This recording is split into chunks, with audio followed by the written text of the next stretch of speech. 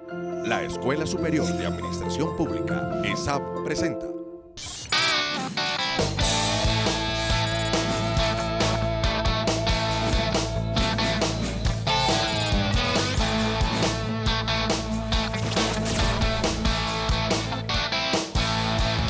Pasemos a la segunda idea, estimados y estimadas. Instituciones. ¿Quién se va a negar a reconocer que el Estado son instituciones? La separación entre lo público y lo privado, la desaparición del Estado absolutista. Aquí en el aeropuerto, no ha habido lo de siempre.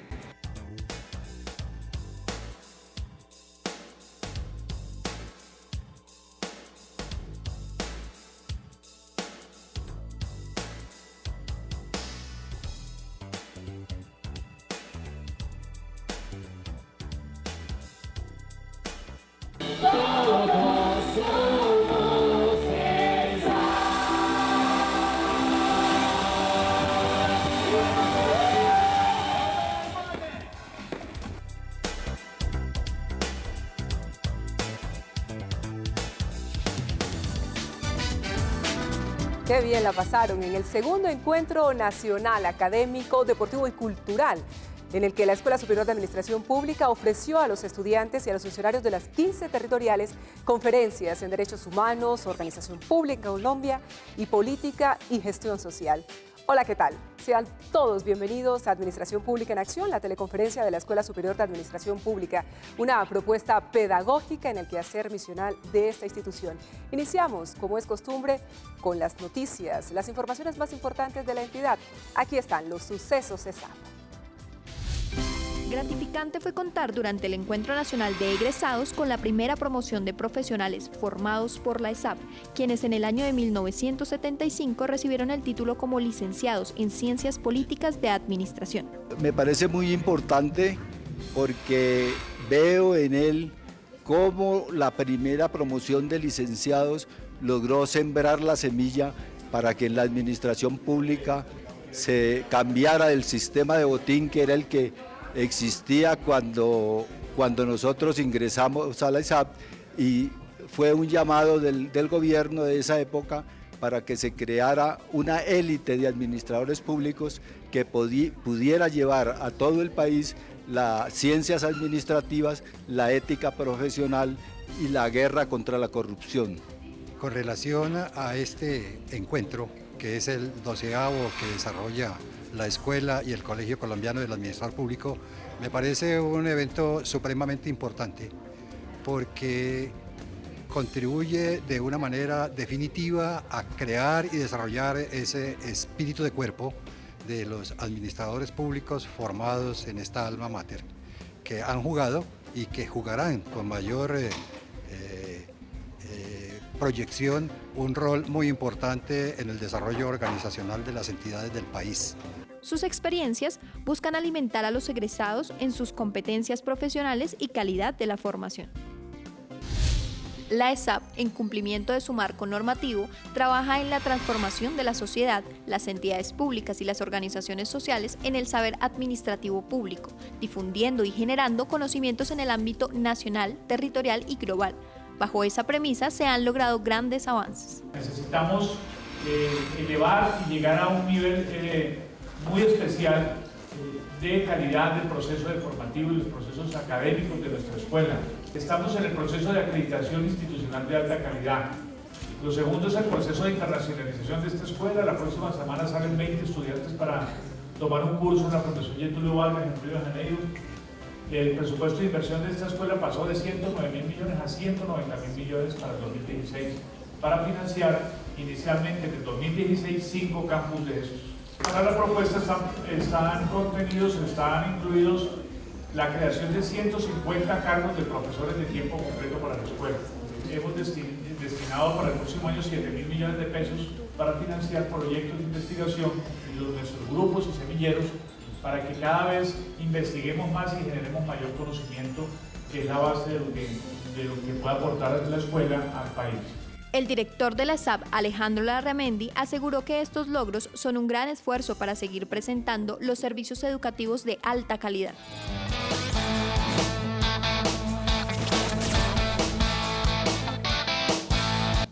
En nuestra sección La Opinión hemos invitado en el día de hoy al doctor Andrés Felipe García. Él es el defensor delegado para Asuntos Agrarios y Tierras de la Defensoría del Pueblo. Economista con magíster en Manejo y Conservación de Bosques Tropicales. Se ha desempeñado como viceministro de Agricultura y Desarrollo Rural. También como gerente general encargado del INCODER, director de Desarrollo Rural Sostenible del Departamento Nacional de Planeación, entre otros cargos. Es un gusto que nos haya podido acompañar, doctor Andrés Felipe García. Bienvenido a esta Administración Pública en Acción. Erika, muchas gracias. Muy contento de estar acá contigo y gracias a la SAP también por este espacio y un saludo cordial a toda la teleaudiencia y un saludo caluroso del Defensor del Pueblo. Pues precisamente la Defensoría del Pueblo ha puesto a disposición de los campesinos y las campesinas en nuestro país al delegado para Asuntos Agrarios y Tierras con el propósito de promover, proteger, velar por la garantía de sus derechos humanos. Sus acciones hacen especial énfasis en todo lo que tiene que ver con la disminución de ese desbalance, de esa inequidad, de esa desigualdad que existe entre el goce efectivo de los derechos, el cual resulta altamente inferior, eso está comprobado, entre los campesinos, los habitantes de las zonas rurales de nuestro país, si lo comparamos con los habitantes de las áreas urbanas. Para ir entrando en materia, señor defensor delegado, ¿qué es? ¿Qué hace la Defensoría del Pueblo? ¿Cómo está conformada? ¿Cómo es su organización? Bueno, la Defensoría es una institución creada por la Constitución del 91, digamos que es relativamente reciente en nuestro andamiaje institucional y se crea para ser la institución que promueve los derechos humanos, vela por su protección y por su garantía. ¿Y eso qué quiere decir? Quiere decir una de nuestras responsabilidades principales es hacer promoción y divulgación de derechos humanos, pero también velar por la protección efectiva de los mismos, es decir, acudir ante las instancias, las autoridades públicas, pero también privadas, si hay una violación o vulneración de derechos para que cese esa vulneración y hacer también llamados de atención para que las políticas públicas se encaminen a lograr esa garantía de derechos que tú mencionabas. Y un tema también muy importante que a veces no conocemos es, también la Defensoría se encarga de la defensa pública de los ciudadanos, sobre todo de quienes no tienen recursos para acceder a un abogado, que llamamos un abogado de oficio coloquialmente. Claro. Entonces son tres responsabilidades principales que nos confiere la Constitución. Es muy importante que todos los ciudadanos que nos ven a esta hora tengan claro cuál es la labor de la Defensoría del Pueblo en Colombia, que es una de las entidades más respetadas de nuestro país. Ahora bien, el tema de derechos humanos es de gran importancia para los mandatarios entrantes en un escenario como el que poco a poco se vislumbra en nuestro país. Estamos hablando del posconflicto que reiteradas ocasiones hemos socializado, hemos conversado aquí en este espacio de Administración Pública en Acción. Señor defensor delegado, ¿cuál es la responsabilidad de los entes territoriales en la promoción, en la realización de los derechos humanos? Bueno, sin lugar a dudas, la coyuntura es muy importante. También es relevante que en este proceso de paz uno de los temas fundamentales es el del desarrollo rural y nuestro campesinado, tan olvidado desde hace décadas. Entonces se pone ese tema sobre la mesa para toda la sociedad. Y en este marco, sin lugar a dudas, los entes territoriales, alcaldes y gobernadores tienen una responsabilidad que cumplir. Son los primeros intervinientes o los primeros actores o la primera autoridad pública que tiene contacto directo con la ciudadanía, especialmente los alcaldes. Y la responsabilidad de ellos es gigantesca. Hay todo tipo de alcaldías, unas con más recursos, otras con menos recursos, en zonas más apartadas o menos, pero sin lugar a dudas todos ellos tienen una responsabilidad importante en la garantía de los derechos humanos. Y quisiera de pronto hacer un pequeño énfasis en esas zonas apartadas, los municipios más olvidados, con mayor razón tienen unas responsabilidades que ver en esa garantía de derechos en esas zonas olvidadas. Y la falta de recursos no puede ser la excusa para no atenderlos, es cómo ajustamos las políticas públicas para que lleguen efectivamente a quien más lo necesita. Esa es la prioridad. Quien no tiene su garantía de derechos, hacia allá deben ir las políticas públicas y ese es el reto que hoy deben abordar los mandatarios electos, deben estar construyendo sus planes de gobierno en función de eso, cómo van llegando a la gente que no ha tenido acceso a esos recursos, acceso a su garantía de derechos. Y es cómo vamos, como lo manda la Constitución, logrando un acceso progresivo a esos derechos. Y es importante también que los ciudadanos sepan que en las grandes ciudades o en esos municipios que llaman de sexta categoría, los más pequeños, los más distantes, tienen que ejercer ese control social frente a sus mandatarios una vez se posicionen a partir del 1 de enero de 2016. Pero justamente, señor defensor delegado, ¿cómo puede participar la ciudadanía en la formulación de algo que usted mencionaba hace un momento, los llamados planes de desarrollo y en el seguimiento a esa gestión pública que van a adelantar los mandatarios? ¿Y qué mecanismos tienen esos ciudadanos que nos ven para poder hacerlos efectivos? Bueno, Erika, muy importante ese tema que tú planteas y aquí es fundamental la labor de la ciudadanía. Tenemos todos derechos, pero también deberes. Entonces, unos derechos a participar y el deber también nuestro de cómo incidimos en eso. Entonces, los mandatarios tienen la responsabilidad en los primeros meses de gobierno de formular sus planes de desarrollo. Y la ciudadanía tenemos todos la responsabilidad de ser partícipes de esa construcción. Desde ya podemos empezar a informarlos sobre sus propuestas de gobierno, pero entre todo en los primeros meses, por un lado está la responsabilidad de los mandatarios de conformar asambleas y audiencias públicas participativas en el marco de los consejos territoriales de planeación o cualquier otra figura para convocar a la ciudadanía. Pero también nuestro deber es exigir de esos mandatarios que se abran esos espacios de participación. Y espacios de participación para hacer el debate en torno a las metas, los objetivos, pero también el debate para que esas propuestas sean efectivamente tenidas en cuenta en los planes de desarrollo y no sean simplemente un espacio consultivo para, digamos, para chulear la tarea. No, es clave también que los ciudadanos se comprometan, que sepan que tienen esos derechos, pero también esos deberes y no dejen que solo quede esa labor en los políticos, que de alguna u otra manera a veces son cuestionados por esos mismos ciudadanos que no se involucran, que no adquieren esa conciencia de participar. Tienen cómo hacerlo y eso es clave que lo tengan en cuenta. ¿La Defensoría del Pueblo hace algún seguimiento en justamente que se cumplan esos planes de desarrollo? ¿Cómo lo hace? ¿Qué herramientas tiene también para decir estoy presente y estoy acompañando a los ciudadanos también en este seguimiento? Por un lado, digamos, la Defensoría del Pueblo, y olvidé mencionarlo al principio, está organizado con diferentes regionales en cada capital del país. Hace presencia en todo el territorio nacional. En todo el territorio nacional tenemos 36 regionales, pero también tenemos una serie de oficinas especializadas. La que yo coordino, esa es la oficina especializada en temas campesinos y de tierras, pero ahí de niñez, de género, de víctimas, de desplazamiento. Y cada uno de nosotros tiene una responsabilidad, la Defensoría como un todo y cada uno de nosotros, de ir abordando a los mandatarios territoriales para que sean tenidas, primero para que abran el espacio de participación y la comunidad sea tenida en cuenta. Pero también nosotros tenemos una capacidad de incidir en políticas públicas, y incidir es que la política pública tenga enfoque de derechos. Y eso quiere decir es que la política pública tenga como primer objetivo llegarle a quien no le ha llegado.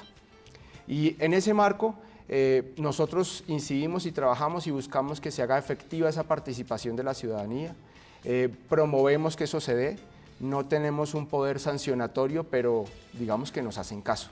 Y si no nos hacen caso con un llamado de atención, pues acudimos a una instancia judicial cuando corresponda. Entonces también ahí la ciudadanía puede tener esa garantía y esa seguridad que la Defensoría está allí para acompañarlos y apoyarlos y tratar de abrir los espacios para que los mandatarios territoriales hagan un ejercicio participativo de construcción colectiva de sus metas y objetivos. ¿Dónde los encuentran finalmente? ¿A dónde puede acudir la ciudadanía que sienta, señor defensor delegado, que sus derechos están siendo vulnerados? Bien sea por esos mandatarios en los que en un momento determinado confiaron, votaron incluso por ellos, pero que de alguna u otra manera digan, me está en este momento vulnerando mis derechos este señor, esta señora en la que yo había confiado.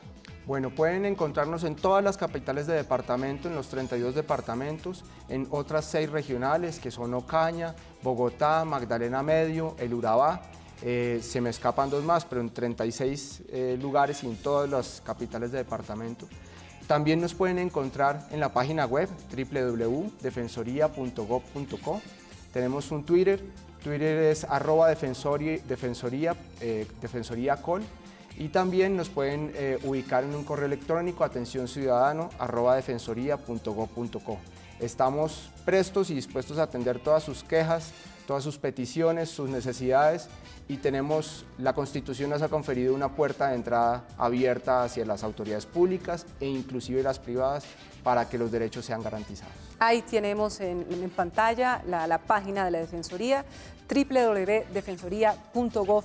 .co, para que usted conozca sus derechos y los ejerza, y tenga presente que también tiene deberes, como nos ha dicho el doctor Andrés Felipe García, el defensor delegado para asuntos agrarios y de tierras de la Defensoría del Pueblo, a quien agradecemos enormemente por haber aceptado esta invitación de la Escuela Superior de Administración Pública, señor profesor delegado de la ESAP. Ha sido un gusto que nos haya podido acompañar. Muchas gracias a la ESAP y a ti, Erika. Muchas gracias por este espacio tan cálido y tan ameno. Pues muy bien, vamos a hacer una primera pausa.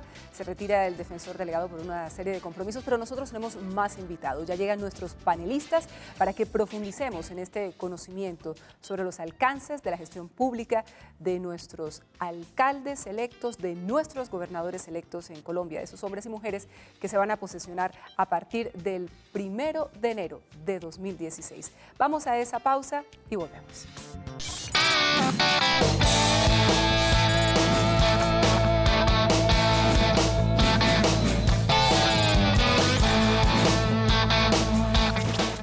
Llegar a ser un servidor público es un honor. Significa representar al Estado en la atención de las necesidades de las comunidades. Los 115 mililitros de agua potable que bebe Juan todas las noches antes de dormir son el resultado del compromiso con Colombia de los administradores públicos. ESAP, formando líderes para un buen gobierno. Servidor público, no olvide la obligatoriedad de responder en los términos establecidos por la ley, los derechos de petición que elevan los ciudadanos. La omisión acarrea graves sanciones.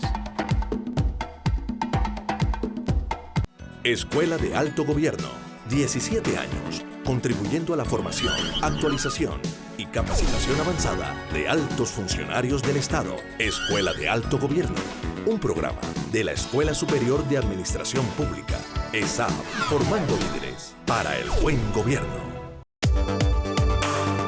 Las ideas quieren ser proyectos, los proyectos realidad. Ambos necesitan un lugar de encuentro donde dar forma a un futuro que transforme el Estado y el país. ESAP, formando líderes para el buen gobierno. Las 4 boquillas que Ana utiliza para el desayuno de su familia. Los 115 mililitros de agua que bebe Juan en la noche. Los 2.300 metros que recorren Víctor y Gregorio para llegar a su escuela. Las 18 bombillas que se usaron para ver la obra de teatro de Gaby son el resultado del compromiso de los administradores públicos que con su trabajo transforman a Colombia poniendo en marcha un país. ESAP, formando líderes para un buen gobierno. La eficacia administrativa invoca a los servidores públicos a hacer los mejores esfuerzos para resolver las demandas o requerimientos ciudadanos, aplicando adecuadamente los esfuerzos y los recursos públicos. El mantenimiento de los 2.300 metros de carretera que Gregorio y Víctor recorren para llegar a su escuela son el resultado del compromiso con Colombia de los administradores públicos.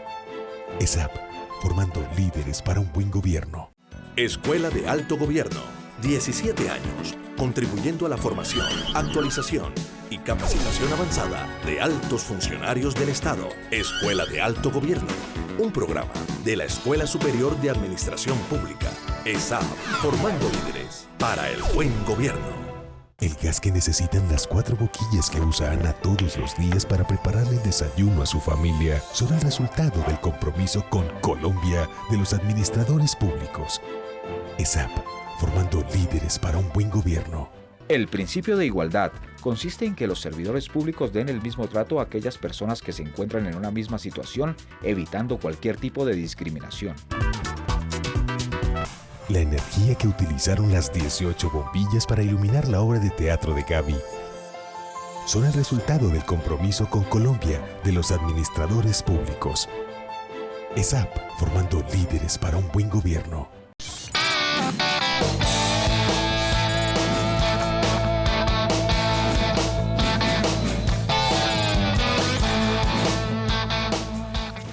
Gracias por seguir con nosotros en esta Administración Pública en Acción. Para los próximos 4 años, el reto que se les viene a los nuevos alcaldes y gobernadores es enorme. Podemos citar, por ejemplo, la superación de la inequidad, la construcción de la legitimidad, Por supuesto, el posconflicto, que es algo clave, también la construcción de nuevas formas asociativas, son solo para citar algunos de esos retos que deberán afrontar las nuevas administraciones, tanto municipales, distritales como departamentales, para un buen ejercicio de gobierno. De ese tema estamos hablando hoy en Administración Pública en Acción y queremos en este punto saludar a nuestro panel. Iniciamos con la doctora Sandra Milena Castro Torres, asesora de políticas públicas de la Federación Colombiana de Municipios, magíster en Gerencia y Práctica del Desarrollo, especialista en gestión de entidades territoriales y profesional en Gobierno y Relaciones Internacionales. También es investigadora en temas de desarrollo y democracia local en Colombia. Cuenta con una amplia experiencia en coordinación y orientación de procesos de incidencia política, análisis y propuesta de diseño de políticas públicas, gerencia de proyectos y relaciones con gobiernos subnacionales y organizaciones de la sociedad civil. Doctora Castro, bienvenida a Administración Pública en Acción. Erika, mil gracias por esta invitación. Desde la Federación Colombiana de Municipios agradecemos este espacio para contarles a los alcaldes y alcaldesas cuáles son no solo los retos, sino las herramientas que tiene la Federación a mano para acompañarles en ese proceso. Lo cual resulta clave, verdaderamente importante en este proceso de socialización, de capacitación, que tienen que tener claro no solamente esos mandatarios electos, sino también los ciudadanos, porque como veíamos hace un momento con el defensor delegado, hay derechos, pero también hay deberes por parte de los ciudadanos. Como panelistas también nos acompaña el doctor Edwin Arturo Ruiz Moreno, consultor en procesos de reajuste institucional de la rama judicial de la Agencia de los Estados Unidos para el Desarrollo Internacional, USAID, y de la Subdirección Académica de la ESAP, sociólogo y administrador público de la Escuela Superior de Administración Pública, especialista en gestión pública e instituciones administrativas y magíster en Derecho Público para la Gestión Administrativa. Cuenta también con estudios de maestría en análisis de problemas políticos, económicos e internacionales contemporáneos. Es estudiante del máster en Alta Dirección Pública, investigador y asesor en materia de desarrollo organizacional y empleo público. Doctor Ruiz, a usted también muchas gracias por aceptar esta invitación que le ha hecho la ESAP. Erika, buenas tardes, muchas gracias, muy complacido de estar aquí. Y cerramos este grupo de panelistas con el doctor Jairo Elías Rincón Pachón, profesor ocasional de la ESAP. Él está realizando estudios actuales de doctorado en modelado de política y gestión pública. Es magíster en Administración Pública de la Escuela Superior de Administración Pública, especialista en Derecho Laboral, administrador público de la ESAP y psicólogo. Profesor catedrático titular de la ESAP, investigador y director de tesis desde hace más de 30 años en la maestría en Administración Pública y diversos programas de la ESAP, así como también en otras universidades públicas y privadas del país, autor de varios libros en el campo de la administración pública. Profesor Rincón, qué gusto que esté con nosotros en esta Administración Pública. Gracias, Erika, muy amable por la invitación y a la ESAP para poder compartir con los televidentes un poco el conocimiento acumulado. Pues muy bien, vamos a arrancar y yo quiero hacerlo con el doctor Ruiz porque es importante que los ciudadanos que nos ven, si es que no lo tienen claro, sepan diferenciar alcaldías, de gobernaciones, las labores, las funciones que tiene cada una de ellas. Es básico abordar el conocimiento desde lo general para poco a poco ir centrándonos en lo particular. Doctor. Por supuesto, Erika. Primero, anotar que lo que conocemos hoy en día como alcaldías o como gobernaciones son conceptos históricos, es decir, se han venido construyendo a través de la historia del país y que están recogidos en la Constitución de 1991 y están recogidos nada más ni nada menos que en el artículo primero, en donde definen cuál es el carácter del Estado que tiene Colombia. El Estado Social de Derecho se organiza como una república unitaria y aquí surgen tres conceptos muy importantes. El primero es que se organiza de manera descentralizada y que tienen unos entes territoriales que actúan de manera autónoma. Cuando hablamos de entes territoriales, entonces ya vamos aterrizando un poco más el concepto de alcaldías y de gobernaciones, porque más adelante la Constitución nos dice cuáles son las entidades territoriales. Las entidades territoriales claramente es taxativa la Constitución y nos dice las entidades territoriales son las gobernaciones, los municipios, los distritos y los territorios indígenas. Aunque existen otras formas de organización del territorio en Colombia, algunas históricas como pueden ser las provincias o las áreas metropolitanas o las áreas de planificación, estas no se constituyen en entidades territoriales. Las entidades territoriales son personas de derecho público que de alguna manera están sujetas a la unidad del Estado colombiano y en ellas se delega varios temas. Se delegan competencias, se delega el poder ciudadano para escoger o elegir sus propias autoridades y por supuesto se delega un tema fiscal que es el derecho a participar en las rentas nacionales. En ese orden de ideas, cuando uno habla de alcaldías y de gobernaciones, entonces está hablando de la estructura administrativa que le da soporte a los departamentos y a los municipios, que son las entidades territoriales que están recogidas en la Constitución de 1991. En ese sentido, doctor Ruiz, ¿qué es lo que marca definitivamente que un municipio sea de categoría 6 o que existan municipios de categoría 1? El Gobierno Nacional ha establecido dos características para clasificar los municipios. Las características comunes, que son la población y los ingresos corrientes de libre destinación. A través de estos dos conceptos no se agota una caracterización de un municipio, por supuesto. Existen otros indicadores macroeconómicos o demográficos que permiten caracterizar los municipios en Colombia, y a grandes rasgos las conclusiones que nos dan los estudios de las personas que han intentado caracterizar los municipios y los departamentos en Colombia nos llevan a la conclusión que existe una gran inequidad entre departamentos. Hay departamentos que producen demasiado, pero dentro intradepartamentos no todas las personas son, digamos, beneficiarias de todo lo que se produce, y a nivel, digamos, ya externo, con relación a comparación entre departamentos, hay departamentos que por supuesto producen más que otros en términos de ingresos corrientes de libre destinación. Entonces, digamos, una característica general del orden, digamos, administrativo territorial en Colombia es un tema de inequidad. Pues muy bien, luego de haber hecho este análisis, esta inducción, si cabe, frente a cómo es la estructura de nuestras entidades territoriales, quisiera preguntarle a la doctora Sandra Milena Castro, asesora de políticas públicas de la Federación Colombiana de Municipios, que agrupa a esos 1096 municipios de los cuales nos hablaba el doctor Ruiz Moreno. Ya en materia, entrando en materia, ¿cuáles son esos retos de esos alcaldes, esos retos que deberán abordar evidentemente sus municipios en el periodo que se inicia a partir del 1 de enero de 2016? Bueno, un mandatario o mandataria local es ante todo un líder que tiene el deber de imprimirle una visión y coordinar un proceso de desarrollo que redunde en la mejora de condiciones de vida de sus comunidades. Y como gerente necesita tener varias cosas en cuenta. La primera, ¿qué es lo que están queriendo, deseando y pidiendo sus ciudadanos? Eso se plasmó en los programas de gobierno que fueron ganadores el pasado 25 de octubre y va a tener que ser concretado en los planes de desarrollo municipales. Tendrá también que combinar esto con su entorno regional, qué está pasando con los municipios de su alrededor, con sus vecinos, y es deseable que trabaje en conjunto con su gobernador también, por supuesto, en la generación de esquemas asociativos que permitan generar proyectos que den como resultado este mejoramiento de condiciones de vida de manera, digamos, más eficiente y más óptima.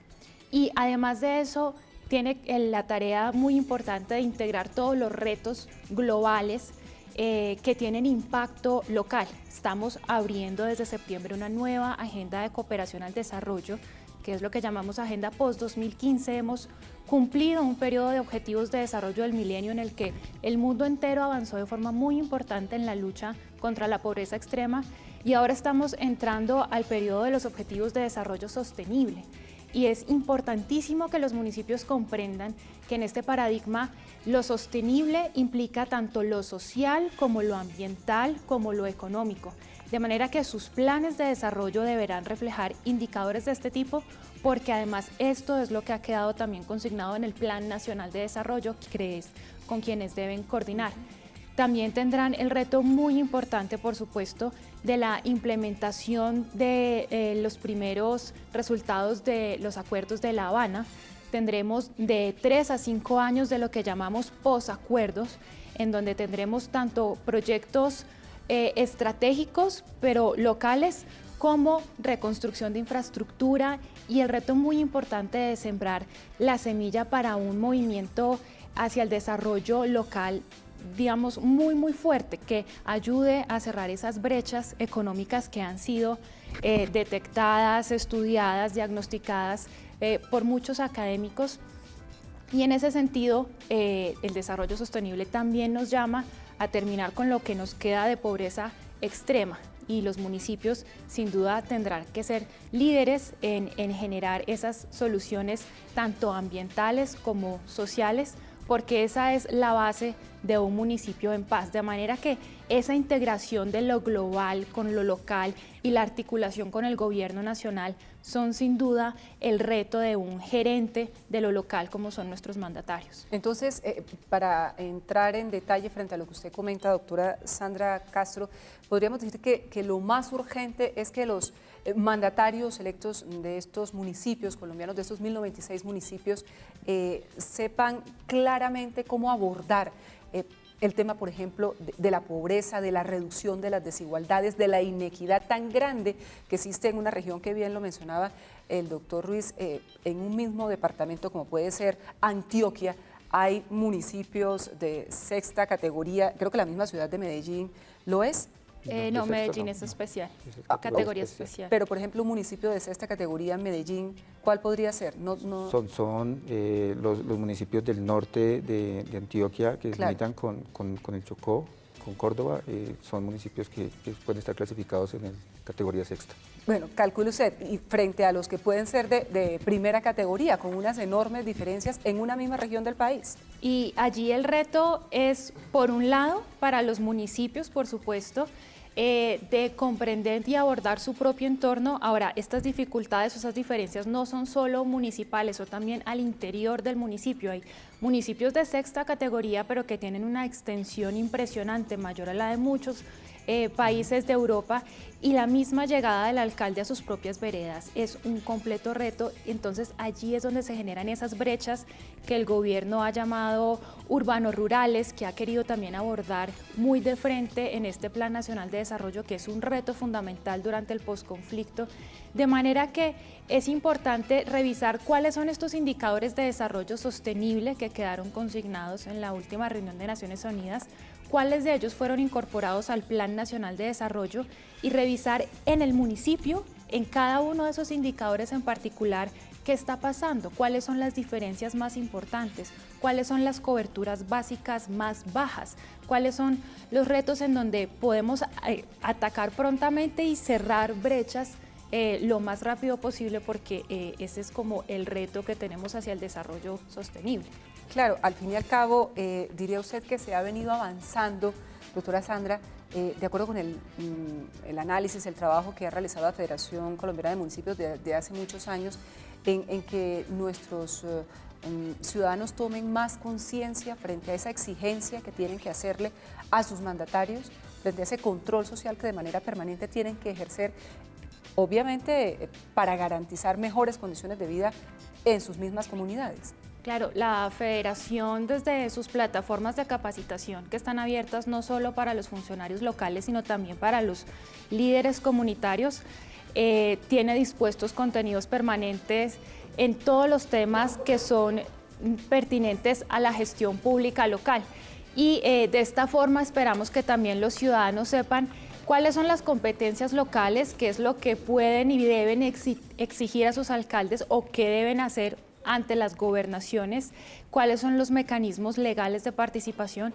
Y por otro lado, nosotros invitamos permanentemente a los alcaldes y alcaldesas a realizar sus ejercicios de rendición de cuentas, de transparencia permanente, porque en últimas, cuando hay una relación fluida entre el Estado y la ciudadanía, es que se logran resultados más eficaces y más óptimos de las políticas públicas locales, y ese es el interés de todos, en últimas.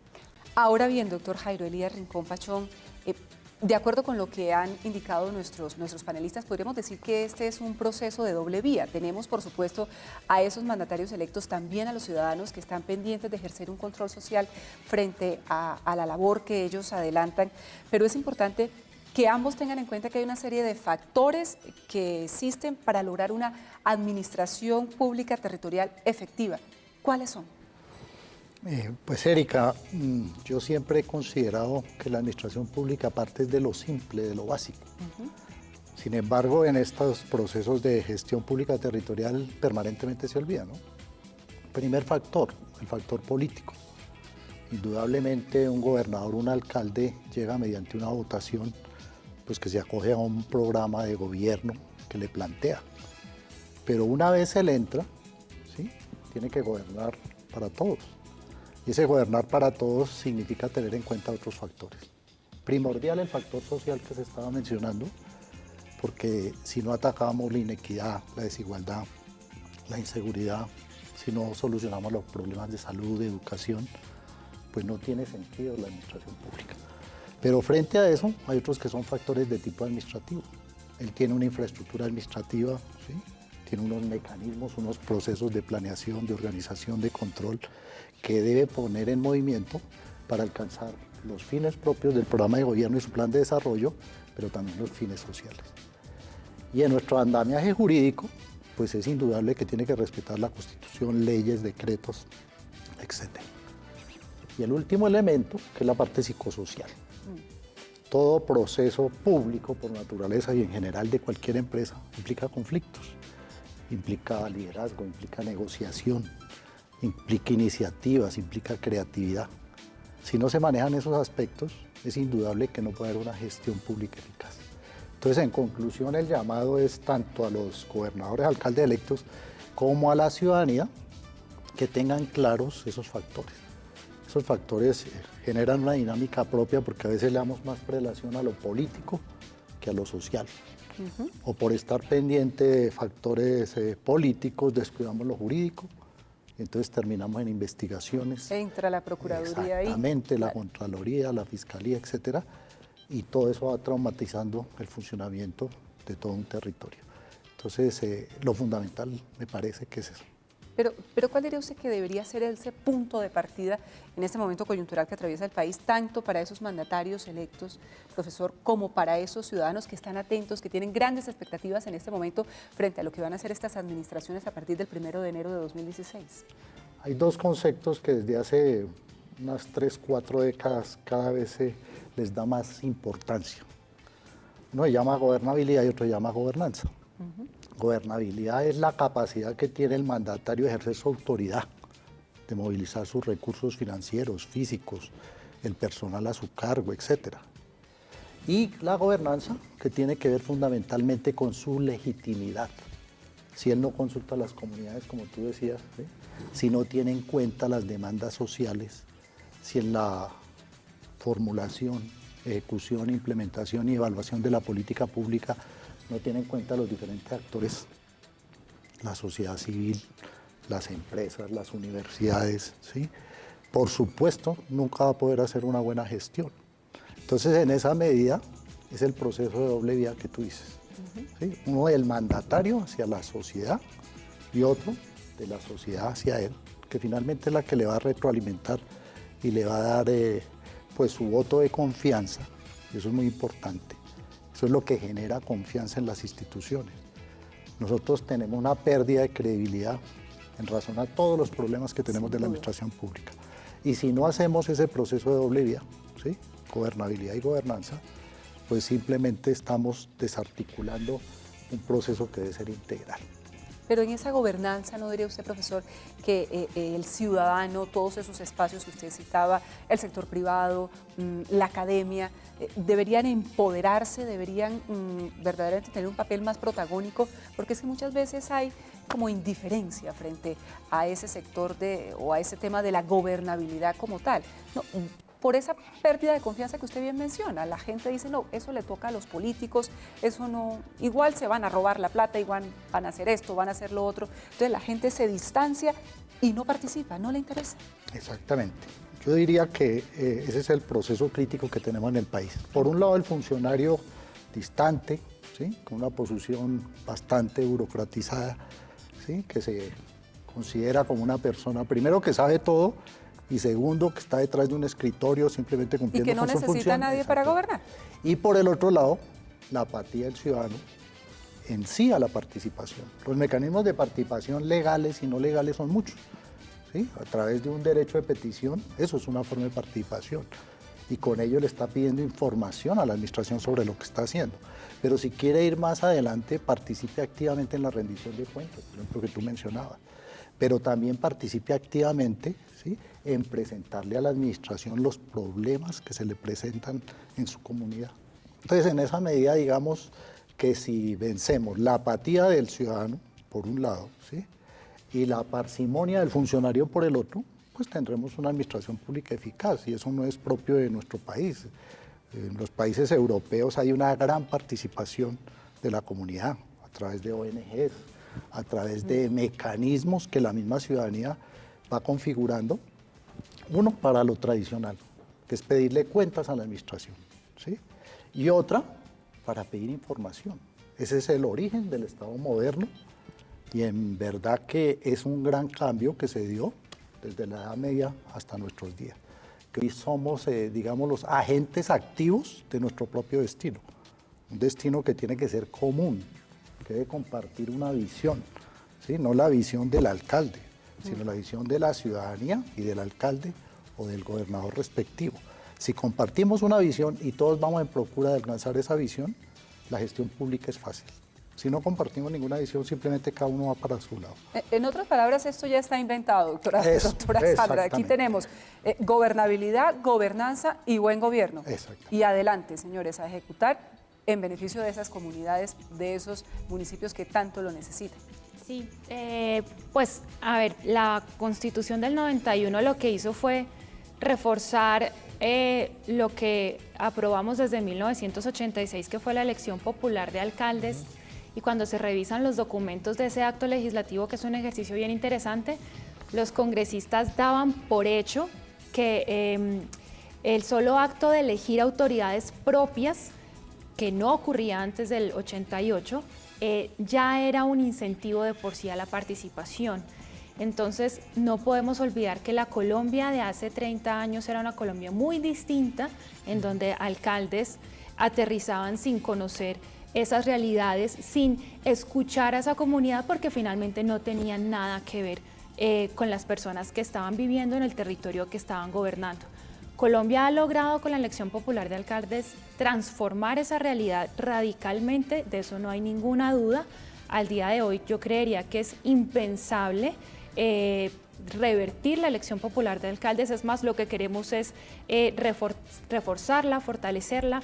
Pero obviamente lo que sí necesitamos es que haya mucha mayor participación desde el momento electoral, que esta cifra histórica de participación del 59% siga creciendo. En todo caso, recordemos que siempre hay mayor participación en elecciones territoriales que en las nacionales, de manera que la gente sí siente la cercanía de esas autoridades, pero tenemos el reto de, a través del ejercicio periódico de la autoridad, de las rendiciones de cuentas, del buen gobierno, del uso de la tecnología para generar mecanismos de transparencia, que la gente vaya sintiéndose parte de esa comunidad y vaya aumentando y mejorando la calidad de esa participación. En ese camino, sin duda, tenemos que dirigirnos todos. Doctor Ruiz, ¿usted coincide con esa apreciación de la doctora Castro? Es decir, hemos evolucionado en Colombia a nivel de esos ciudadanos frente a la gobernabilidad, frente a la gobernanza, frente al buen gobierno, a esos pilares de lo que podrían llamar una administración pública eficaz, una gestión pública acertada, pero que todavía, y se manifiesta en el tema de los procesos electorales con una participación no del todo significativa, que va creciendo, pero que aún deja mucho que desear frente a esa legitimidad que en algunos casos deben tener nuestros mandatarios para que puedan ejercer un buen gobierno? En efecto, Erika, considero que el vuelco que dio la Constitución del 91 respecto a lo que anteriormente se conocía como la democracia representativa y el paso que se dio a la democracia de tipo participativo, realmente empoderó a las comunidades y les dio la posibilidad, como lo mencionamos anteriormente, de elegir sus propias autoridades. Los retos son bastantes, son numerosos y nosotros apenas tenemos 200 años de vida republicana. Somos una república joven, realmente. La Constitución es del 91, es una Constitución también joven, y los intentos que se están haciendo desde la sociedad civil para intervenir en lo que es el control del ejercicio que hacen los alcaldes y los gobernadores es un tema que ha crecido y en el cual se están empoderando más y más las comunidades. Definitivamente hemos mejorado, falta todavía empoderar mucho a las personas, a los ciudadanos, comprometerlos un poco con la administración, Yo creería que existe cierta apatía en tanto hay desconocimiento de qué son las entidades territoriales, de qué es una gobernación, qué es una alcaldía, y cómo de alguna manera las decisiones que toma un alcalde o un gobernador realmente impactan la vida cotidiana de las personas que están asentadas en el territorio. Y me afectan a diario, Totalmente. desde mi comunidad como tal. ¿Por qué esa desconfianza creería usted que existe? El doctor Edwin dice que obedece un poco a ese desconocimiento. ¿Usted qué lo atribuye, profesor Jairo?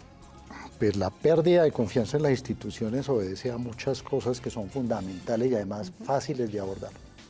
Vamos a poner un ejemplo, la meritocracia. Si el acceso a los cargos públicos se hace por méritos, si se respetan los concursos, la lógica es que las personas van cogiendo confianza en esa institución, que en el caso nuestro es la carrera administrativa. Pero también, por ejemplo, en el ámbito de la contratación estatal. Claro. Si los procesos contractuales son objetivos en su selección, transparentes, ¿sí? Si hay una buena publicidad de ellos, las personas comienzan a coger confianza en la contratación estatal. Y así podría uno ir en todos los ámbitos, ¿no? Si tenemos buenos servicios públicos, pues la lógica es que las personas comienzan a confiar en sus instituciones.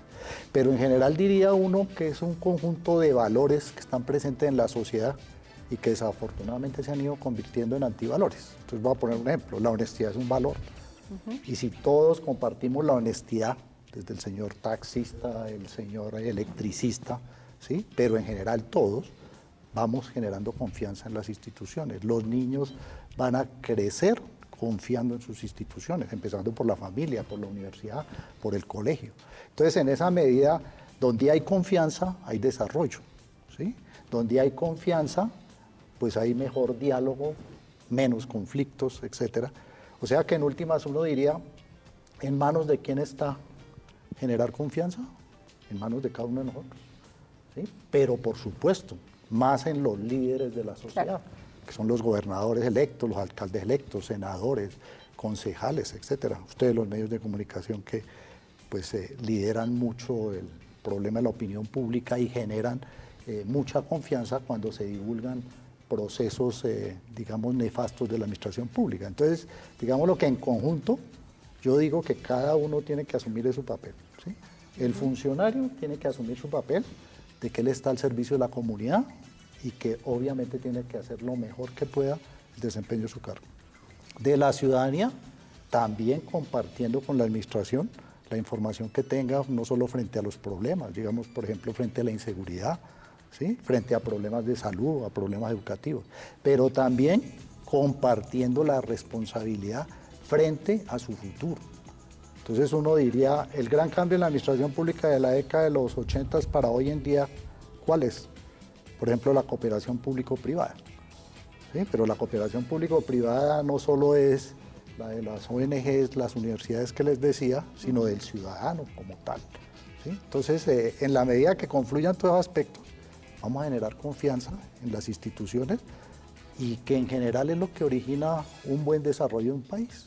Eso es en síntesis. Sin lugar a dudas, parece muy sencillo, pero no es fácil. Yo me imagino, doctora Sandra Castro, que se trabaja mucho desde la Federación de Municipios para generar esa confianza, para que esos líderes, que son nuestros alcaldes de los municipios, municipios grandes, municipios pequeños, puedan verdaderamente recuperar la confianza a través de una interacción permanente, de una gobernabilidad, de un buen gobierno y de una gobernanza permanentemente con los ciudadanos. ¿Cómo lo hacen? ¿Cómo dirigen sus esfuerzos en ese sentido a recuperar la confianza? Que me parece que es también uno de los retos importantes, porque más adelante vamos a abordar el posconflicto, que parecería ser lo obvio, pero de fondo hay temas tan cruciales como este, recuperar la confianza en las instituciones. Pues la Federación Colombiana de Municipios tiene como misión esencial defender y ayudar a profundizar la descentralización, a fortalecer la autonomía local, y estamos convencidos que parte de ello es demostrar que la autonomía local es la mejor herramienta o el mejor camino hacia el desarrollo y hacia la construcción de la paz. Esto está consignado en nuestra plataforma estratégica y es nuestro principio orientador. Por eso tenemos toda un área de trabajo dirigida a acompañar a los municipios, por un lado, en los aspectos jurídicos, y ahí retomo el factor o el pilar administrativo que mencionaba el profesor. el régimen normativo que se aplica en los municipios es de tal dinamismo y de tal complejidad y debe ser aplicado por equipos de trabajo muy pequeños, hay que decirlo, mal pagos en la mayoría de los casos, que se generan errores, vacíos, problemas en la implementación de herramientas jurídicas que terminan en esas investigaciones disciplinarias, penales, el desconocimiento de la ley. Y no lo decimos nosotros, la misma Procuraduría Delegada para las Entidades Territoriales tiene una medición muy interesante de cuántos procesos de los que ellos inician exactamente son por errores administrativos. Entonces, ese primer pilar que tenemos de revisar como lo administrativo es absolutamente fundamental y la Federación da acompañamiento jurídico, da conceptos jurídicos, ayuda, digamos, en estos procesos para un mejor ejercicio porque eso es fundamental. Y lo otro es que tiene toda un área de gestión técnica como tal que desarrolla sus actividades a través de la Agenda Estratégica de los Gobiernos Locales, que es el documento programático en donde condensamos todas estas líneas que creemos son estratégicas para el desarrollo local y lo que hacemos es generar estrategias de capacitación y acompañamiento. Tenemos una plataforma virtual muy robusta que venimos alimentando desde hace más de 10 años y con la cual hemos acompañado a más de 17.000 funcionarios locales en este periodo digamos, desde su existencia y que tenemos, digamos, permanentemente al servicio de los municipios sin que tenga costo para ellos. Gestionamos pues su financiación de otra forma. Esto se complementa con capacitación territorial que desarrollamos de la mano de la Cooperación al Desarrollo, con quien trabajamos estrechamente, quienes nos ayudan con recursos para llegar al territorio, porque nuestros funcionarios locales y nuestros mandatarios nos piden permanentemente, por favor, vengan a territorio y dense cuenta lo que es enfrentarse aquí y coger el toro por los cuernos, pero de frente, enfrentar a las comunidades en territorio. Es un tema muy complejo, entonces hacemos un esfuerzo por estar yendo a territorio de manera permanente y también los acompañamos en la generación de estrategias, por ejemplo, de internacionalización, de cooperación al desarrollo, para que aprovechen oportunidades y alianzas que tiene el escenario internacional, que en un mundo globalizado es cada vez más rico, pero que lo que necesitamos es conocer y saber utilizar efectivamente estas herramientas y tenemos también un acompañamiento en la estructuración de proyectos, que es una de las debilidades más importantes de los municipios. Se ha manifestado de manera importante en el Sistema General de Regalías. La Federación, a través de la Banca de Inteligencia e Inversión Municipal, ayuda a los municipios a estructurar sus proyectos para que pueda gestionar recursos como tal. Y finalmente estamos trabajando de manera muy fuerte en la generación y la adopción de alternativas tecnológicas. Nosotros estamos convencidos que la aplicación de la tecnología ayuda a la transparencia, ayuda a la eficiencia, ayuda a la construcción de una buena relación con el Estado, entre el Estado y la ciudadanía, de manera que tenemos toda una plataforma tecnológica que ofrece a los municipios asesoría, pero también incluso aplicaciones y desarrollos tecnológicos como tal, que les ayuda tanto a municipios rurales como urbanos a tener mejores herramientas de implementación de políticas públicas. Y ese es como un poco el esquema general de cómo la Federación acompaña a los municipios para que a través de una buena gestión logremos recuperar esa confianza de la ciudadanía. Claro, porque la clave es tener un buen gobierno que pueda recuperar esa confianza. Vamos a sumar a un invitado adicional a este debate, a este análisis que estamos haciendo con nuestros panelistas en Administración Pública en Acción en el norte de la ciudad de Bogotá. Está el director ejecutivo de la Federación Colombiana de Municipios, doctora Castro. Usted lo conoce, es el doctor Gilberto Toro. ¿Quién no? Lo saludamos a esta hora y queremos preguntarle inicialmente, doctor Gilberto Toro, ¿cuáles son los retos para esos próximos alcaldes que se posesionan el 1 de enero de 2016 en Colombia? Erika, pues el principal desafío es cumplir con su programa de gobierno. La gente votó por el alcalde o la alcaldesa no solo por demostrar unas calidades de líder, sino porque se comprometió con un programa que lo debe convertir en su próximo plan de desarrollo. Y en esto pues tiene que tratar de ser muy realista porque los recursos nunca son suficientes para todo lo que quiere hacer un alcalde o alcaldesa en Colombia. La participación ciudadana va a ser muy importante, la buena asesoría, el buen equipo de gobierno y obviamente buscar apoyos como los que puede ofrecerle en materia de capacitación, de acompañamiento, entidades como la ESAP o la Federación Colombiana de Municipios. Claro, el posconflicto es uno de los temas, y aquí lo hemos comentado con nuestros panelistas, doctor Gilberto Toro, que más demanda atención para los servidores públicos, por supuesto, también para todos los ciudadanos. ¿Qué labor deben cumplir los alcaldes entrantes en relación con este tema? Erika, lo que se firma en La Habana es el comienzo de la paz. La paz se construye en los municipios. El municipio es la entidad donde el ciudadano, las personas viven su cotidianidad, donde tienen las soluciones o viven los problemas que deben ser resueltos con la ayuda del gobierno local.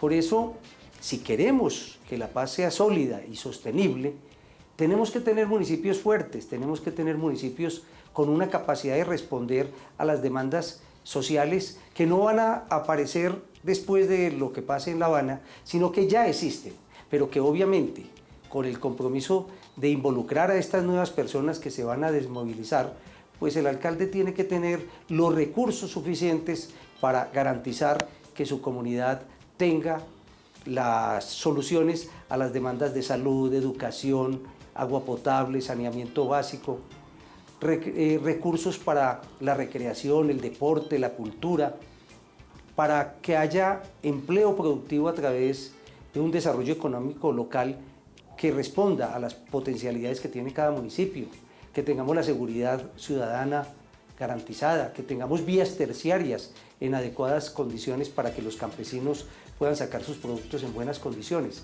Es decir,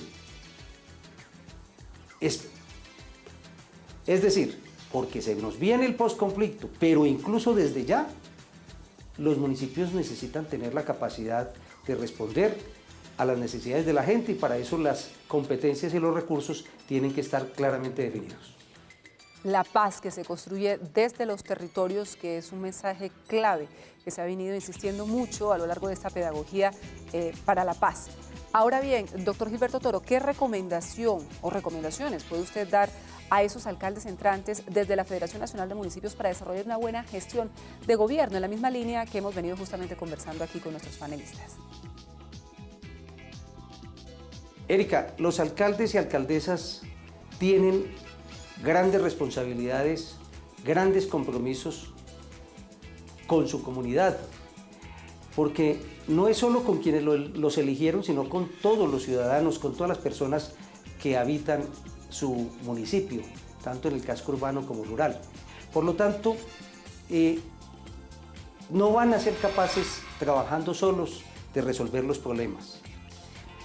Desde el punto de vista local, el alcalde y alcaldesa van a poder utilizar recursos de regalías y de otros fondos que tiene la nación, pero para eso tiene que estructurar proyectos y en eso tiene que trabajar muy rápidamente y la Federación Colombiana de Municipios está dispuesta a apoyar a los alcaldes en estos aspectos. E incluso con Planeación Nacional vamos a ofrecerle la solución a la estructuración de proyectos a muchos municipios del país.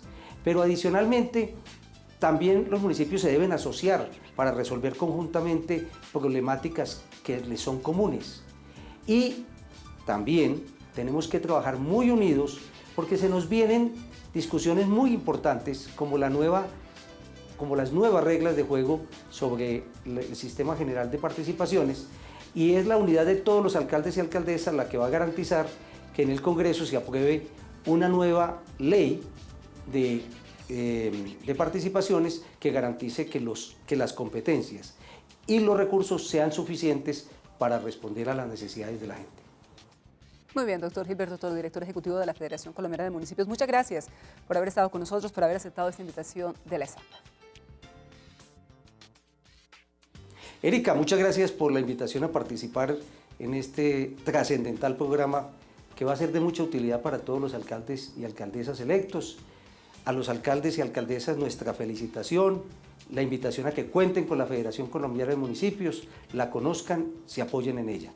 Y a la ESAP nuestro agradecimiento y nuestra felicitación por estar trabajando para apoyar realmente a los equipos de gobierno que van a hacer posible el desarrollo local. Muy bien, señor. Hay que conocer qué hacen las alcaldías. Usted conoce lo que hace la alcaldía de su localidad, de su municipio, también las gobernaciones. ¿Qué son? ¿Cuáles son sus competencias? ¿De qué viven? ¿Cómo se organizan para desarrollar, para llevar a cabo todos sus quehaceres, todas sus misiones? También la importancia que tienen las comunidades, ustedes, los ciudadanos, en la participación de la construcción del gobierno local. El conocimiento que usted tenga de la participación de las entidades y a las cuales debe acudir para la protección de sus derechos dentro de la gobernanza es clave para que pueda ejercer su ciudadanía. Vamos a hacer una nueva pausa, vamos a volver luego con nuestros panelistas para abordar con ellos también el tema del posconflicto, sus análisis, sus reflexiones acerca de uno de los grandes retos también de los alcaldes, de los gobernadores. Así que no se vayan, volvemos luego de estos mensajes institucionales.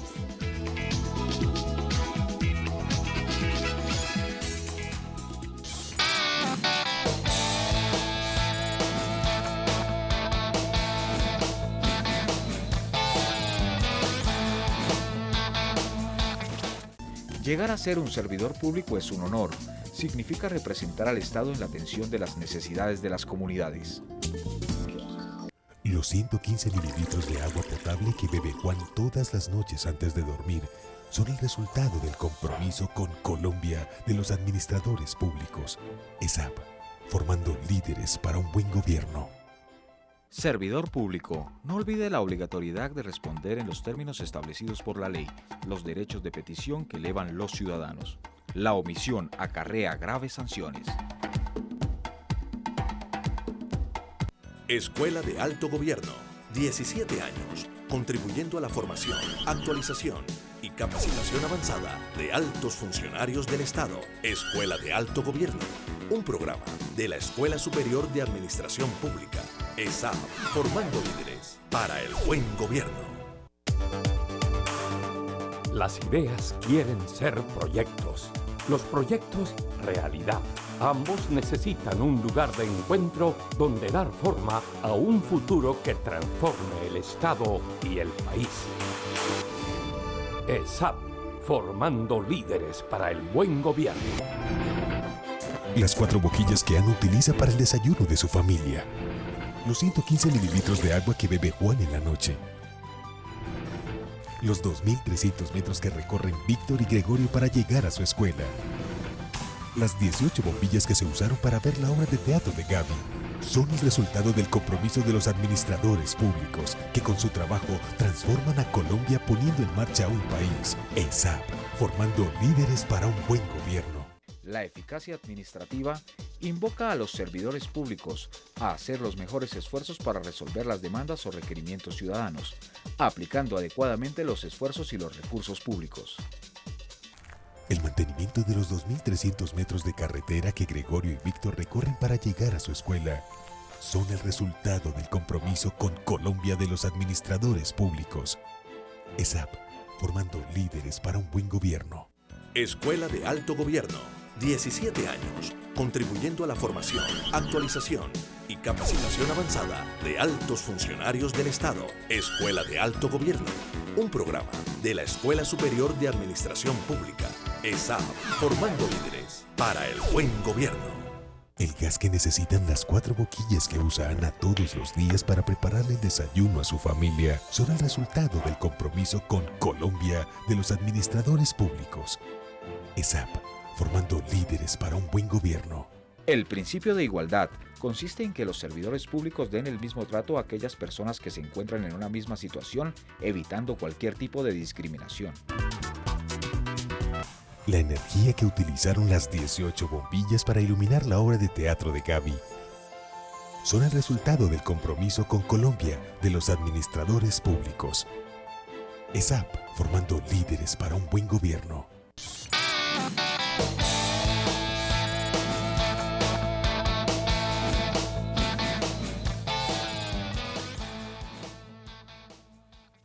Gracias por seguir acompañándonos, conociendo alcaldías y gobernaciones. Es nuestro tema del día en Administración Pública en Acción. Queremos recordarle a quienes nos ven que nuestro hashtag es etiqueta o numeral ESAP en acción y nos encuentran en Twitter como @ESAPoficial.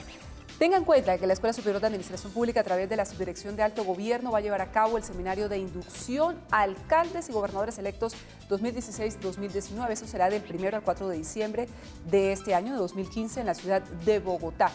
Este seminario es de carácter obligatorio como requisito para poder posesionarse en el cargo. Mayor información en la línea gratuita 018-187-038, 018-187-038, en el teléfono en la ciudad de Bogotá 485-2912, 485-2912, o en la página web www.induccionesesap.com, www.induccionesesap.com. Seguimos nuestro diálogo con nuestros panelistas, con nuestros invitados, y quisiera ahora, doctor Jairo Elías Rincón Pachón, de acuerdo con su experiencia, ¿cómo lograr una administración pública eficaz a partir de ese gran reto que tienen los mandatarios electos en Colombia, alcaldes, gobernadores, del posconflicto? Porque al fin y al cabo, quienes hemos elegido a esos mandatarios en los comicios del pasado 25 de octubre, también hemos estado vigilantes de sus propuestas en torno a este tema. Así que ese reto que tienen por delante es fundamental. Aplicar, si es que definitivamente, y es el deseo de todos los colombianos, se llega a ese acuerdo final, que no es definitivamente la paz, sino que cese la violencia, porque la paz se va a tener que construir en un proceso largo de posconflicto. Esos retos que tienen puntualmente, esas urgencias que tienen o que deberán tener los mandatarios a partir de que se dé esa firma por parte del gobierno y la guerrilla de las FARC. Yo creo que el punto de partida debe ser las causas del conflicto. Históricamente en Colombia, digamos que uno podría mencionar 3 causas del conflicto. Una, la lucha por la tierra. Otra, la lucha por el botín burocrático. La década de los 50, sobre todo hasta los 70, fue buena parte de la causa del conflicto. Y la tercera, la ausencia del Estado. Entonces, cuando uno ve las causas, es como más fácil ver la solución. Súmele ahí también la desigualdad, la inequidad, la injusticia social, o sea, todo forma parte de la misma bolsa. Forma parte de la misma bolsa. ¿Sí? O sea, si no asumimos, digamos, las causas fundamentales de la violencia, ¿sí? Pues es evidente que el conflicto seguirá de otra manera. Entonces yo diría, por un lado, tenemos unas herramientas que son constitucionales, que son legales, pero también tenemos unas herramientas técnicas y otras conceptuales. Comencemos por las últimas. Lo fundamental es hacer público lo público. ¿Sí? En la medida que todos nos apropiemos de lo público, será más fácil que todo cambie, que no haya conflicto social, etcétera, etcétera. Y cuando hablamos de hacer público lo público, ¿qué es? ¿Sí? Por ejemplo, problemas de salud son públicos, problemas de educación son públicos, problemas de justicia, de seguridad, ¿sí? De medio ambiente. Entonces, si no abordamos desde una perspectiva pública los problemas, no estamos haciendo nada. Firmamos la paz, pero seguirá el conflicto. Segundo, hay unas herramientas técnicas que cada vez la sociedad, la universidad, la gestión del conocimiento ha generado. Entonces nosotros tenemos herramientas de todo tipo, en planeación, en finanzas, en la parte jurídica, pero también desde el punto de vista psicosocial. Esas herramientas deben ser utilizadas por las administraciones. Por ejemplo, si no hacemos una buena planeación, los planes de ordenamiento territorial, definitivos. Empezando por algo elemental, una herramienta de planeación. O un buen plan de desarrollo, o un buen plan de gestión, o un buen plan financiero, pues no estamos haciendo nada. Pero si tampoco ejercemos bien el control, ¿sí? Un buen control de gestión, ¿sí? Una buena rendición de cuentas, etcétera, pues tampoco estamos logrando hacer presencia del Estado. Por supuesto, tenemos que mezclarle otros factores, ¿no? El interés de la ciudadanía, ¿sí? Por comprometerse con lo público, y el interés de los gobernantes en darse cuenta que sus carreras políticas dependen en buena parte de su gestión, ¿sí? Ellos van a ser los próximos votantes si quieren aspirar a cargos superiores. Y el interés ahí de la ciudadanía depende de la confianza, de lo que hablábamos anteriormente. Exactamente. Entonces uno diría, son multifactoriales, las causas de la violencia, pero también son multifactoriales las soluciones. Para eso tienen que hacerse sinergias, ¿sí? Tiene que haber participación activa de todos los agentes y actores de la sociedad, ¿sí? Les insisto, la academia, las ONGs, los medios de comunicación, la sociedad civil, las juntas de acción comunal. En la medida que nosotros logremos esas sinergias, también estamos transformando la sociedad para el posconflicto. Si no, simplemente diremos, como ha sido la historia del país, que ya tiene siglos inclusive de violencia, que una violencia la cambiamos por otra. Claro.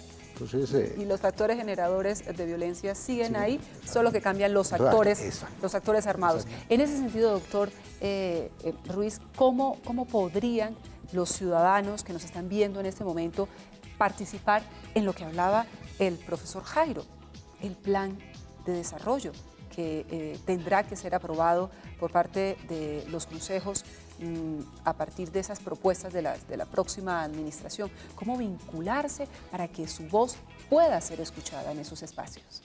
Erika, fundamentalmente partiendo de una premisa, y es que existe una deuda social en los territorios cuyas brechas se deben cerrar con posconflicto o sin posconflicto.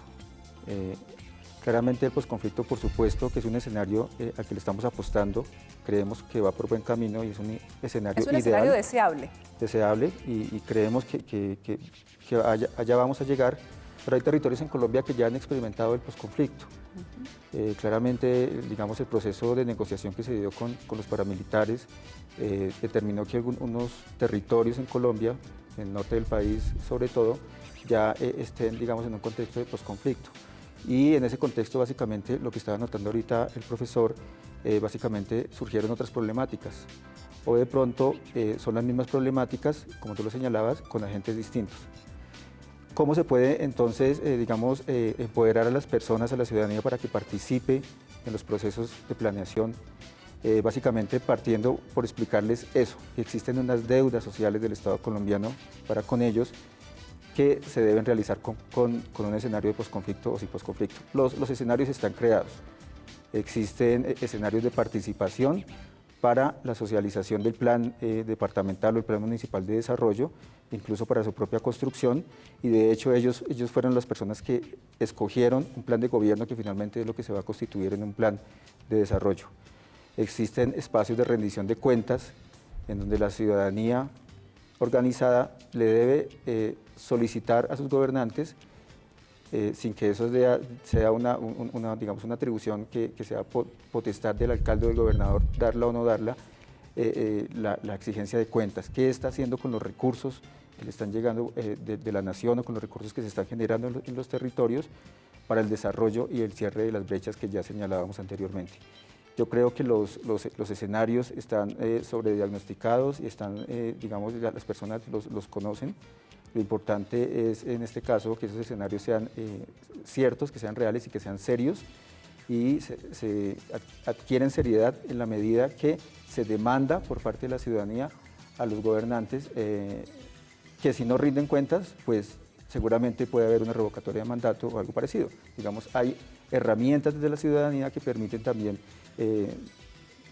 desistir de un gobernante que no está cumpliendo con el plan de gobierno al cual se comprometió y que debe estar consolidado en un plan de desarrollo. Claro, doctora Sandra Castro, lo deseable no es llegar a ese escenario de una revocatoria de mandato, pero que los ciudadanos sepan que cuentan con esas herramientas y que también, por supuesto, esos gobernantes, esos alcaldes de nuestros municipios sepan que la ciudadanía puede ejercer los derechos que le da la Constitución, que le dan las leyes, que le dan las normas, porque justamente para eso están. En esa línea, ellos son conscientes de la enorme responsabilidad que tienen frente al tema del posconflicto. ¿Qué tan presente ha sido, incluso en esas regiones tan distantes, ese tema cuando han venido adelantando sus propuestas de cara a la elección y ahora que ya han sido electos? ¿Qué acercamiento han tenido ustedes con ellos en ese sentido? El tema de qué va a ocurrir después de la firma de los acuerdos de La Habana atravesó sin duda las campañas en todos los territorios. con diferencias de cuál ha sido el tipo de afectación que han sufrido las personas en distintas regiones, porque el conflicto en Colombia ha tenido manifestaciones subregionales, dependiendo de los actores, dependiendo del periodo en el que llega, en el que pelean, disputan el territorio o uno de ellos se queda en el territorio y demás. Esas heridas que han generado esa historia están en la piel, en el alma de las personas. Entonces, esa construcción de políticas públicas locales para la paz que deben liderar nuestros mandatarios y mandatarios locales, sin duda va a observar esa parte muy, muy humana de cuál fue como ese daño que se generó durante periodos de conflicto muy fuerte, pero ahí ellos van a necesitar una ayuda muy importante, Erika, y es que esa ausencia del Estado se manifestó no solo en la ausencia de servicios sociales básicos, que fue lo que buscamos cubrir básicamente con la descentralización, sino también en la ausencia del monopolio de la fuerza. De hecho, uno de los problemas que ha tenido la implementación de la ley de víctimas con el tema de la restitución de tierras, ese porcentaje tan bajo de predios que ha logrado ser restituido, son los problemas de seguridad que aún se presentan en los territorios microfocalizados. Y lograr ese control ya es competencia de las Fuerzas Armadas, digamos, de una estructura que es nacional. Entonces ahí se va a necesitar una coordinación, un trabajo conjunto muy importante para lograr esas condiciones de seguridad, porque las personas difícilmente van a participar, aunque existen gran cantidad de espacios locales de participación, difícilmente lo hacen si no tienen confianza en que hay seguridad para ejercer ese liderazgo comunitario. Entonces allí todavía se va a presentar un reto muy, muy importante y es contar con esas condiciones de seguridad humana para avanzar en esos procesos de diálogo local. Claro, esos diálogos con enfoque diferencial, porque no es lo mismo lo que pasa en el departamento del Cauca, donde hay un conflicto por el tema del territorio tan complejo entre los distintos grupos poblacionales que se encuentran allí, como lo que pasa en otras regiones del país, como lo que puede existir, por ejemplo, en el departamento de La Guajira, con unas necesidades de servicios públicos y salud tan absolutamente complejas. En ese sentido, el tema de la descentralización que usted mencionaba hace un momento, doctora Castro, es también fundamental, porque el gobierno, y volviendo a esa bolsa, no puede meter a todos los municipios y las regiones del país en el mismo saco. Aquí hay que tener enfoques distintos a partir justamente de esos procesos de descentralización. Uno de los puntos clave que ya está en desarrollo es cuáles son los municipios que van a ser focalizados, justamente. Pero allí nos preocupa un poco cuáles van a ser focalizados y cuáles no, pero han tenido también afectación. Te doy un ejemplo. Los municipios del Sumapaz, de la región de Sumapaz, por ser como cercanos a Bogotá, por tener necesidades básicas insatisfechas, digamos, no tan precarias como en otras regiones, como el Pacífico y demás, en principio posiblemente no estarían focalizados. Sin embargo, la presencia que tuvo allí las FARC durante algunos años fue importantísima. La disputa con las AUC dejó unas heridas enormes. La región como corredor de narcotráfico, de armas y de secuestrados. El Sumapaz era una región de corredor de secuestrados impresionantes. Todo eso dejó huellas en una región que además se caracterizó mucho por una participación popular muy temprana desde las primeras reformas agrarias. Entonces, cuando tú combinas esa inequidad en la distribución de la tierra, que desde un principio se manifiesta en participación, pero tienes luego estos actores armados ilegales que silencian todo este tipo de movimientos, pues tienes una región en donde los miembros de una misma familia fueron en una época guerrilleros y luego fueron paramilitares y demás. ¿Cómo abordar estas realidades y cómo incluir a unos sí y a otros no? Va a ser un tema de diálogo fundamental.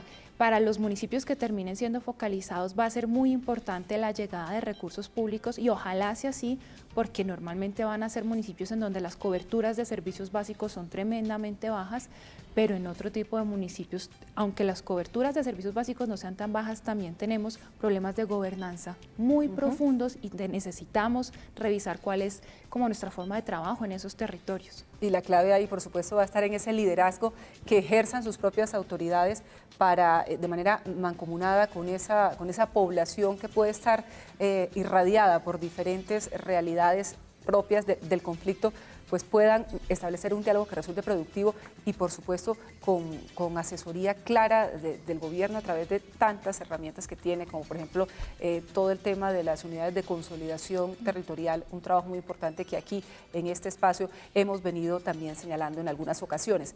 Ya nos vamos a marchar, estamos llegando al fin, pero quería en esa misma línea preguntarle al doctor Ruiz y por supuesto también al profesor que nos hagan un análisis final frente a lo que está por venir en el país en cuanto a este tema, que sean nuestros líderes, nuestros alcaldes, nuestros gobernadores, pero también las comunidades las que puedan fijar ese norte, esa hoja de ruta que no va a ser fácil, no va a ser sencilla, pero que claramente tenemos que recorrerla en la medida en que querramos entre todos construir la paz desde los territorios y por supuesto con una participación importante, la participación ciudadana, no de espaldas a esas comunidades tan afectadas. Doctor Ed. 1096 alcaldes o alcaldesas, 32 gobernadores, gobernadoras, que tienen un reto que deben asumir, no el 1 de enero, yo creo que lo asumieron hace ya rato, cuando decidieron postular sus nombres para ser elegidos. Desde el punto de vista de la formación, muchos alcaldes, lo señalábamos anteriormente, los diagnósticos nos muestran que desconocen el quehacer administrativo en las entidades públicas, en una entidad del orden territorial. La ESAP tiene la obligación de dar, digamos, un pequeño curso a los alcaldes, pero fíjese que se deja de lado la diada que yo señalé anteriormente. Los alcaldes no están solos en los municipios, tienen un cuerpo colegiado que son los concejales. Los concejales no se pueden dejar de lado en este aspecto, igual las asambleas departamentales para el caso de los departamentos. En ese orden de idea, la invitación que yo haría, digamos, a las personas que fueron elegidas en las pasadas elecciones es entrar a conocer ya la realidad de sus territorios si no las conocen. Yo creo que muchos de ellos no las conocen. ¿Cómo se conoce la realidad? Consultando indicadores, y si no hay indicadores, comenzar a construir indicadores, porque una de las grandes debilidades que tiene la institucionalidad en Colombia es que no hay datos para caracterizar qué es lo que está pasando con los departamentos y con los municipios. Y por eso reina tanto desconocimiento. Y no hay no datos, se pueden abordar las soluciones. Y no hay datos para las zonas rurales. Digamos, también está sobrediagnosticado que en las partes rurales de los municipios en Colombia no sabemos ni siquiera cuántos predios tenemos para por lo menos hacer una proyección de ingresos a partir de los impuestos de catastro que se puedan cobrar. Entonces yo haría la invitación, por supuesto, primero que todo felicitarlos y felicitarlas y decirles que tienen una gran tarea para construir institucionalidad desde el Estado en las regiones. El Estado no es, por supuesto, únicamente el sector central, sino que precisamente la descentralización se dio para que el Estado estuviera más cerca de los ciudadanos y de las ciudadanas, y ellos tienen un reto fundamental de generar confianza en el sistema político. Si no generan confianza en el sistema político, a partir de hacer las cosas bien, por supuesto, y de saberlas comunicar y de legitimarlas día a día con sus comunidades a través de la participación de las comunidades en todas las decisiones que se tomen.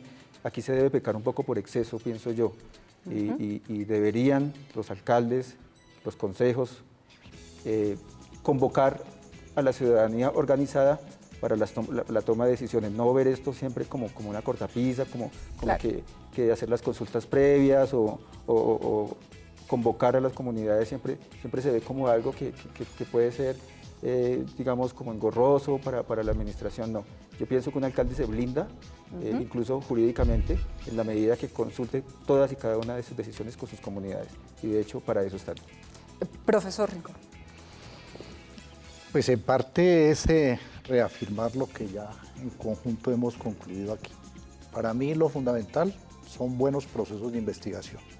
Como tú decías, las realidades de un municipio son totalmente diferentes a las de otro y no podemos tener paradigmas generales para todo. Pero para investigar, lo que tú estabas mencionando, hay que levantar buenas bases de datos, buena información. Si no tenemos una buena información, es imposible actuar eficazmente frente a cualquier problema. Y el tercer factor que yo diría, ¿sí?, es el apoyarse en otros. Evidentemente, si cogemos a alcaldes de sexta categoría, que son la mayoría en este país, que sus niveles de formación son muy bajos, que tienen una infraestructura administrativa y financiera muy pequeña, es imposible pensar en solucionar los problemas si no se apoya en instituciones de nivel nacional, por ejemplo, en entidades privadas, naturalmente en las universidades, y en esto pienso yo que la ESAP tiene mucho que hacer y en efecto lo está haciendo. Entonces, en esa medida que se vayan generando esas sinergias de que yo he hablado, será más posible pensar en un futuro más promisorio, sin menos conflictos o por lo menos no tan grandes. A mí me aterra pensar que a veces en la administración pública pensamos que la eficiencia y la eficacia se ven en los edificios, en las vías, claro, y dejamos de lado, por ejemplo, las fronteras invisibles. Ciudades que supuestamente no están inmersas en el conflicto como municipios apartados, tienen fronteras invisibles, estamos hablando de Medellín, de Cali, claro, ¿sí? Sí. Caso aquí de Bogotá en algunas zonas, y todo eso hay que visibilizarlo. En últimas, el último factor, también hacer público lo público. Eso también es post-conflicto, sin lugar a dudas. Muchísimas gracias por haber estado con nosotros, doctora Sandra Milena Castro, asesora de Políticas Públicas de la Federación Colombiana de Municipios, por habernos acompañado, el doctor Edwin Arturo Ruiz, el consultor de proceso de reajuste institucional de la rama judicial de la Agencia de los Estados Unidos para el Desarrollo Internacional, USAID, y de la Subdirección Académica de la ESAP, y también, por supuesto, al profesor Jaldo Elías Rincón Pachón. Y, por supuesto, a todos ustedes, muchísimas gracias por habernos acompañado, por haber estado con nosotros en este espacio, en esta administración pública en acción. Agradecemos que estén pendientes de esta información que de manera permanente les suministramos. Recuerde que este es un producto de la Escuela Superior de Administración Pública de la ESAP, y antes de marcharnos queremos recordarles que la escuela, a través de la Subdirección de Alto Gobierno, va a llevar a cabo el seminario de inducción a alcaldes y gobernadores electos 2016-2019. Eso será del 1 al 4 de diciembre en la ciudad de Bogotá. Y también que tengan en cuenta esos mandatarios que nos están viendo a esta hora, que el seminario es de carácter obligatorio, señores y señoras, como requisito para que puedan posesionarse en ese cargo. Así que atentos a la información que puedan recibir en la línea nacional gratuita 018-187-038, al teléfono en Bogotá 485-2912, o también pueden realizar sus consultas en la página web www.induccionesap.com. Muchas gracias por habernos acompañado. Nos reencontramos la próxima semana con una nueva administración pública en acción. Hasta entonces.